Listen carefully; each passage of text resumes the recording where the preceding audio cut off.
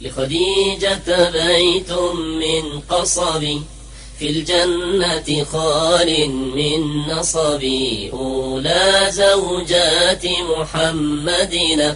بل خير نساء المطلب لخديجة بيت من قصب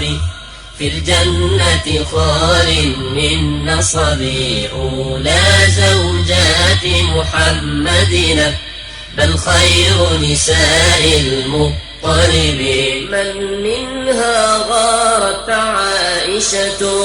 ما الغيرة إلا عن غلبي من منها غارت عائشة ما الغيرة إلا عن غلبي ذكراها ظلت ماثلة في ذهن رسول خير نبي لخديجة بيت من قصب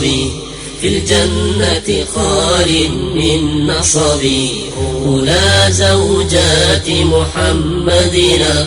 بل خير نساء المطلب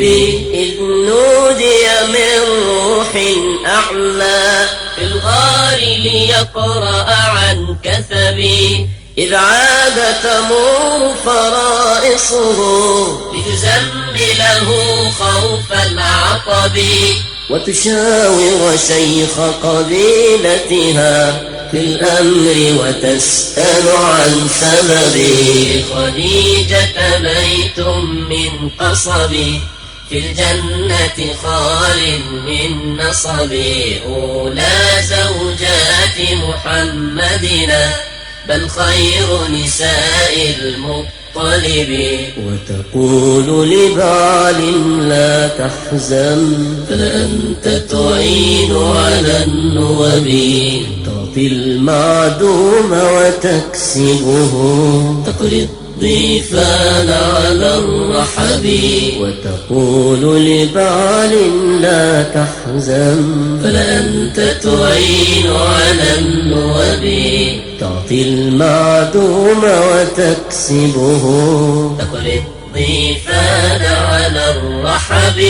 لن يخزيك المولى أبدا بل أنت المرسل في العرب لخديجة بيت من قصب في الجنة خال من نصب أولى زوجات محمدنا بل خير نساء المطلب وتسد بمال حاجته وتريح النفس من التعب وتصدقه في دعوته والدعوة ترمى بالكذب لخديجة بيت من قصب في الجنة خال من نصب أولى زوجات محمدنا بل خير نساء المطلب وتواسيه في محنته والناس بصف أبي لهب وهبت للدعوة ما ملكت من مال من جاه النسب وتواسيه في محنته والناس بصف أبي لهب وهبت للدعوة ما ملكت من مال من جاه النسب وفدت بالروح محمدها وبكل نفيس من نشب وفدت بالروح محمدها وبكل نفيس من نشب لخديجة بيت من قصب في الجنة خال من نصب أولى زوجات محمدنا بل خير نساء المطلب يا أم القاسم معذرة إن قصر عن مدح أدبي يكفيك